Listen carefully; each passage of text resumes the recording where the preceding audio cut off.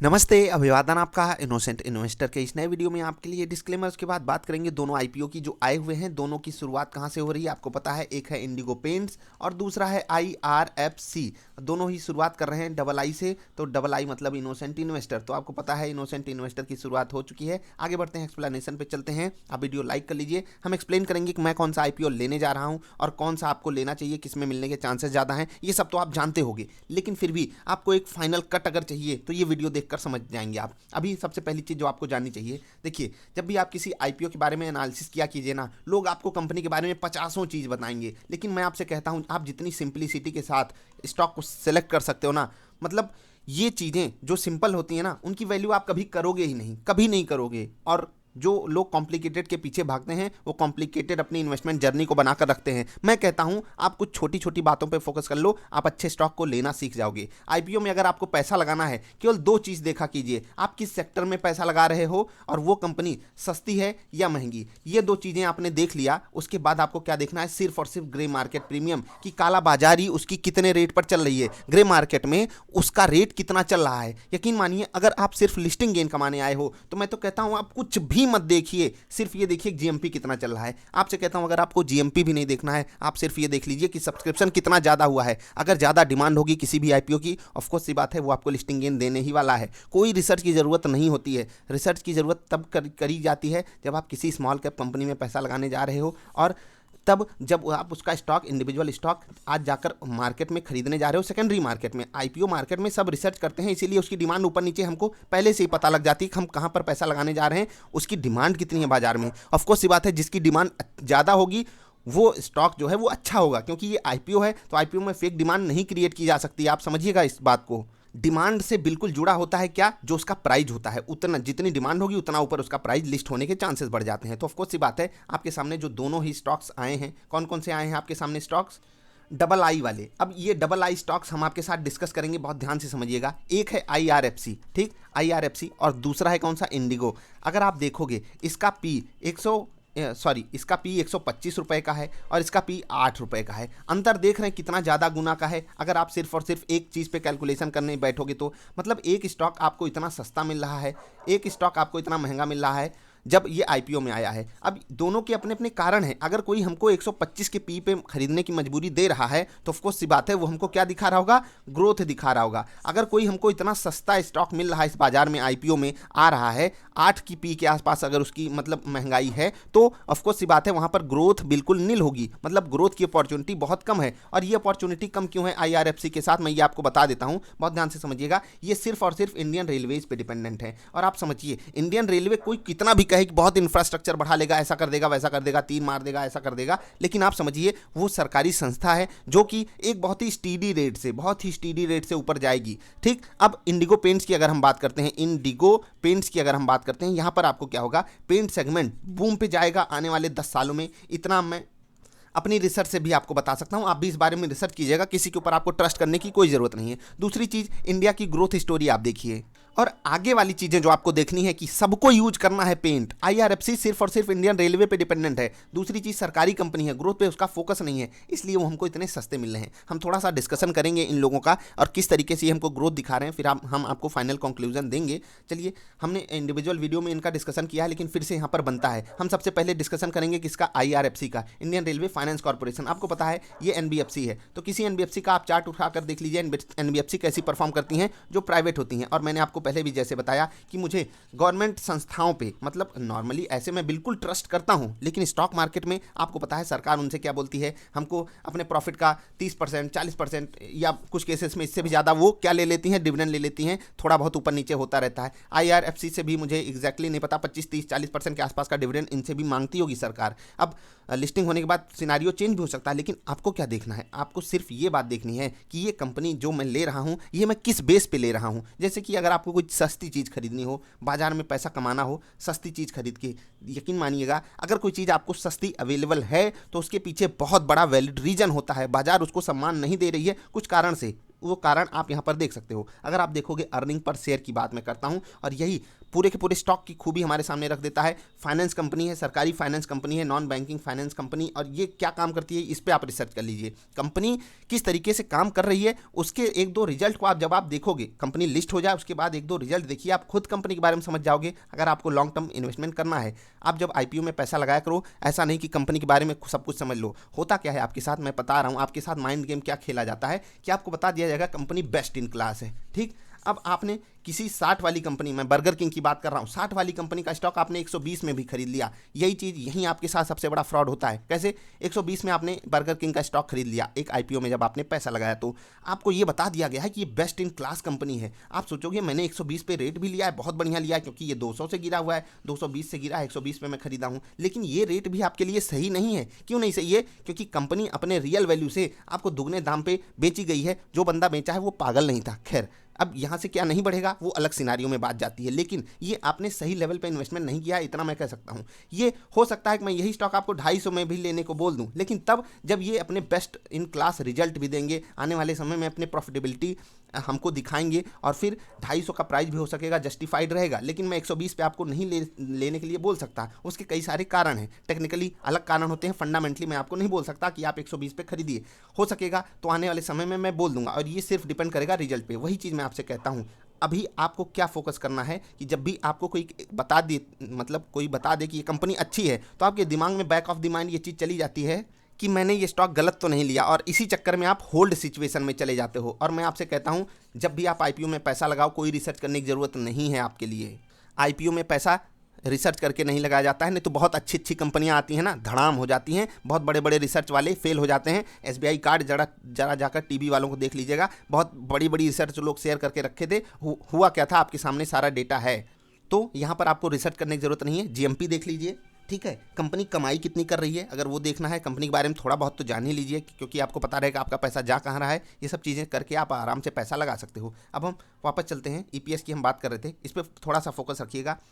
देखिएगा कैसे बढ़ रहा है, 1 रुपये 41 पैसे से 3 रुपये 14 पैसे, 3 रुपये 14 पैसे थे 3 रुपये 43 पैसे। यहाँ पर आपको ग्रोथ जो दिख रही होगी वो मतलब स्टीडी सी ग्रोथ है। 17 से 18 में लगभग दुगना हो गया था, लेकिन उसके बाद बढ़ा नहीं, ठीक। 2019 की मैं बात कर रहा हूँ। उसके बाद जो 2019 में 30 सितंबर तक ये डेटा आया था 1.83, यानी कि यहाँ से हमको थोड़ी सी और ग्रोथ की सुगबुगाहट दिख रही है। ये डेटा हमारे सामने पीछे का है थोड़ा सा। अभी हम आते हैं किस पे, इंडिगो पेंट्स पे, और यहाँ पर आपके लिए सबसे अच्छी चीज़ है, वही चीज़ इस बाजार में सबसे बड़ा फर्क लाकर हमें दिखाती है। क्या? 18 का डेटा देखिए, ठीक है, 2 रुपये 88 पैसे का आईपीएस। फिर 19 में देखिए 5 रुपये 98 पैसे का आईपीएस। 20 में देखिए 10 रुपये 61 पैसे का आईपीएस। और फिर अगले जो 6 महीने हैं, 7 रुपये 78 पैसे का आईपीएस। मतलब ये 6 महीने का है, इसको अगर आप डबल कर दोगे, 7 × 2 14, फिर आधा आप 15 रुपये, यानी कि 15.5 रुपये का आईपीएस ये हमको अभी दे रहे हैं, यानी कि 10 से भी ग्रो कर गया ये लगभग 50%। सोचिए, एक बार के लिए समझिए कि कितनी बढ़िया ग्रोथ हमको ये कंपनी दिखा रही है। कौन सी? इंडिगो पेंट्स हमको ग्रोथ दिखा रही है। लेकिन अगर आप पिछली कंपनी पे जाओगे, आईआरएफसी पे, यहाँ पर आपको ग्रोथ तो दिख रही है, लेकिन बहुत लो क्वालिटी की ग्रोथ दिख रही है, मतलब इन टर्म्स ऑफ परसेंटेज कम है। अब मैं अपना फाइनल रिमार्क आपको देने चल रहा हूँ, उससे पहले मैंने आपको जो चीज़ें बताई हैं उसको जरा गौर से सोचिएगा, जिससे कि आप बेटर अंडरस्टैंडिंग खुद से डेवलप करके अपना डिसीजन खुद से ले सको, ठीक। अब चलते हैं फाइनल कंक्लूजन पे। पहली चीज़ जो आप जब आप आईपीओ अप्लाई कर रहे हो, ये सब आप कुछ भी देखोगे, अगर आप जीएमपी की बात करें, यानी कि ग्रे मार्केट प्रीमियम की बात करें, तो इंडिगो में क्या है, 60% के आसपास, यानी कि 60% आपको यहाँ पर मतलब प्रॉफिट देखने को मिल सकता है। कहाँ पर? लिस्टिंग पर आप 60% प्रॉफिट इंडिगो में कमा सकते हो। आईआरएफसी में आपके साथ क्या होगा, आपको 5 से 10% का गेन होगा, ठीक है। अभी यहाँ पर जो इशू है वो ओपन हो चुका है, आप क्या यहाँ पर अप्लाई करना चाहते हो या नहीं, उसके लिए मैं आपको सिंपली बता देता हूँ। देखिए, यहाँ पर आप बहुत बड़ी ग्रोथ की एक्सपेक्टेशन मत रखिएगा, लेकिन क्योंकि बाजार में ऊपर से एक बढ़िया, जैसे बाजार ऊपर गई थी और फिर एक डिप मारी है, ऐसे डिप में सस्ती कंपनियों की डिमांड बढ़ जाती है। क्यों बढ़ती है? आप जाकर चेक कीजिएगा कि लोग स्टेबिलिटी के साथ मतलब रहना पसंद करते हैं। क्यों? क्योंकि बहुत से स्टॉक्स जो हैं वो महंगे हो चुके होते हैं। अभी मैं आपको चार्ट पे भी चल के दिखा दूंगा, इसीलिए मैं आपसे कहता हूं आईआरएफसी में भी आप इस वक्त एक सिनेरियो में पैसा लगा सकते हो। लिस्टिंग गेन अगर ना भी हुआ तो आपके लिए डाउन साइड रिस्क जो है वो बहुत मतलब लिमिटेड है, डाउन साइड रिस्क लिमिटेड है। और अगर आप बात करेंगे इंडियन रेलवेज की, तो ये आपको पता है कितनी बड़ी फर्म है, कितना बड़ा काम करती है, यानी कि आईआरएफसी के लिए अपॉर्चुनिटीज़ हैं बड़े लेवल पे। लेकिन ग्रोथ वाली चीज़ पे आपको यहाँ पर कॉम्प्रोमाइज़ करना पड़ेगा।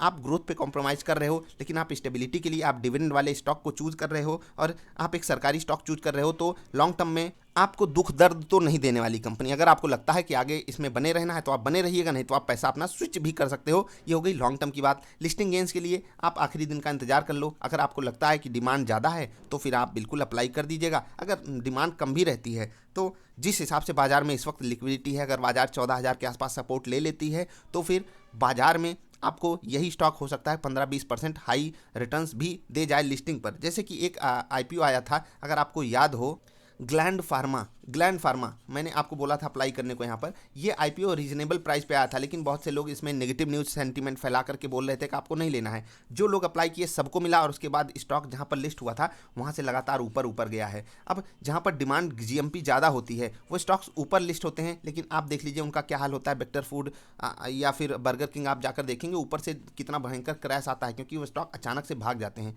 तो इनमें आपको समन्वय बैठाना होगा। मैं पर्सनली IRFC में अप्लाई कर रहा हूँ। पहली चीज़ क्यों अप्लाई कर रहा हूँ, मिलने के चांसेस बहुत ज़्यादा होंगे, क्योंकि यहाँ पर जो डिमांड है वो कम होगी, क्योंकि जीएमपी जो है वो यहाँ पर कम है, इसीलिए लोग लिस्टिंग गेन के पीछे सबसे पहले भागते हैं। तो IRFC में डिमांड कम होगी, इसलिए यहाँ चांसेस ज़्यादा हैं मिलने के। और अगर आपको बहुत ही छोटे टाइम फ्रेम में 5-10% मिल जाता है उसके लिए आप अप्लाई कर सकते हो। लेकिन ये जो वैल्यू है ना वो कम पैसे पे होती है, इसलिए हो सकता है बहुत लोगों को ना समझ में आए। लेकिन फिर भी मैं आपसे कहता हूँ, अगर आप अप्लाई करोगे तो आप एक स्टेबल वाली कंपनी चूज़ कर रहे हो, स्टेबिलिटी वाली कंपनी चूज़ कर रहे हो, जिससे कि आपके दिमाग पे ज़्यादा टेंशन नहीं जाएगी। अभी बात करते हैं इंडिगो की। इंडिगो में करना चाहिए, इंडिगो में भी करना चाहिए। क्यों करना चाहिए? क्योंकि जीएमपी यहाँ पर ज़्यादा है। अगर गलती से मिल जाता है तो आपके पैसे को ये लगभग 7-8 हज़ार, 9 हज़ार या इवन 10 हज़ार तक भी ज़्यादा ग्रो करके आपको दे सकता है बहुत ही छोटे टाइम फ्रेम में। तो दोनों ही IPO लेने लायक हैं।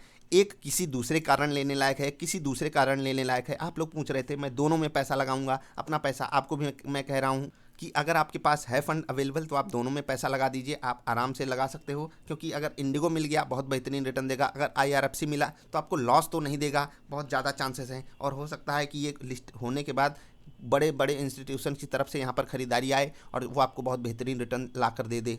अगर IRFC नीचे भी लिस्ट हो जाता है या फिर किसी कारणवश आपको सस्ता मिलता है तो समझिए लॉन्ग टर्म के लिए लेने के लिए आपको बहुत ही परफेक्ट स्टॉक मिल रहा है। बुक वैल्यू के हिसाब से भी, महंगाई के भी हिसाब से भी, मतलब सब कुछ आपको एक बढ़िया सस्ता स्टॉक मिल जाएगा। इंडिगो पेंट्स अगर मान लेते हैं GMP पे लिस्ट नहीं होता है, बहुत ही बेहतरीन ग्रोथ वाली कंपनी चूज कर रहे हो, तो हर एंगल से ये दोनों ही कंपनियां IPO में लगाने लायक हैं। लेकिन मैं लॉन्ग टर्म के लिए अलग व्यू आपका दूंगा। जब ये आने वाले समय में अपने 1-2 रिजल्ट्स पेश करेंगी तब मैं लॉन्ग टर्म व्यू आपके साथ शेयर करूंगा कि मैं इन कंपनियों में रहूंगा या नहीं। क्योंकि ये जो रेड हियरिंग प्रॉस्पेक्टस हमारे साथ शेयर किया जाता है, यहाँ पर कुछ इन्फॉर्मेशन लिमिटेड होती है और हमारे सामने जब 1-2 रिजल्ट हम इनके अपने सामने आते हुए देखते हैं, हम काफ़ी अच्छी क्लैरिटी ला सकते हैं इन कंपनियों के लिए। पिछले डेटा से कंपैरिजन करके हम आपको ये भी बातें समझाने की कोशिश करेंगे आने वाले समय में। आई होप आपको बातें समझ में आई होंगी। अभी आपकी कुछ कन्फ्यूजन दूर कर देते हैं जाते जाते IPO अप्लाई करने के लिए। पहली चीज़, अगर आपके पास एक पैन कार्ड है ना, तो आप उससे जितना मन उतना एप्लीकेशन कर दीजिए अलग अलग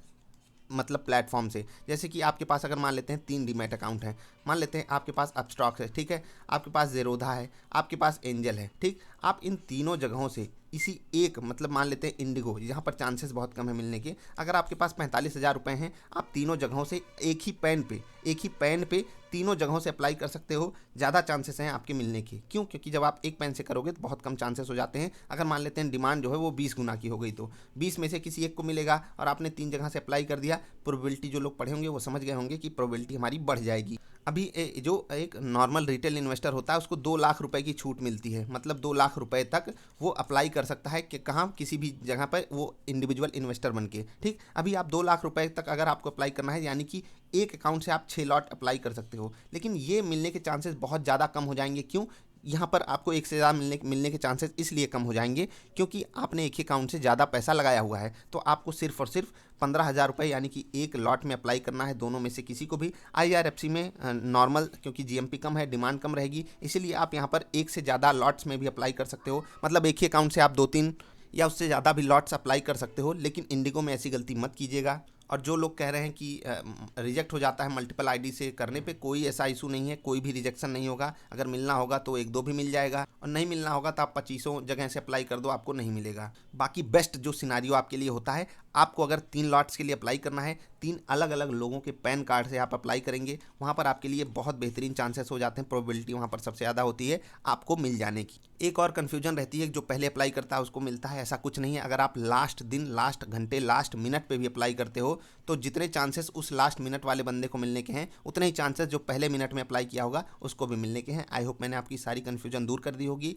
अगर आपको कोई लिंक की ज़रूरत हो, कोई नया डीमैट अकाउंट खोलना है तो आप नीचे का लिंक उपयोग करेंगे, उसके बदले में आपको ढेर सारी मदद हमारी तरफ से मिलेगी। अभी के लिए इतना ही, मिलेंगे फिर से किसी अच्छी वाली वीडियोज़ में। तब तक के लिए हंसते खेलते रहिए यार, और अपनी कंपनी को थोड़ा सा अलग लेवल पे जाकर रिसर्च करने की बारे में सोचा कीजिए। आईपीओ में कोई ज़्यादा रिसर्च करने की ज़रूरत नहीं होती है। नॉर्मल जब आप एक स्टॉक इन्वेस्टिंग के लिए लेते हो, लॉन्ग टर्म इन्वेस्टिंग के लिए, वहाँ पर आपको रिसर्च की ज़रूरत पड़ती है। उसके लिए ढेर सारी वीडियोज़ अवेलेबल है, उनको ज़रूर देखिएगा। अभी के लिए इतना ही, मिलेंगे फिर से, तब तक के लिए बाय।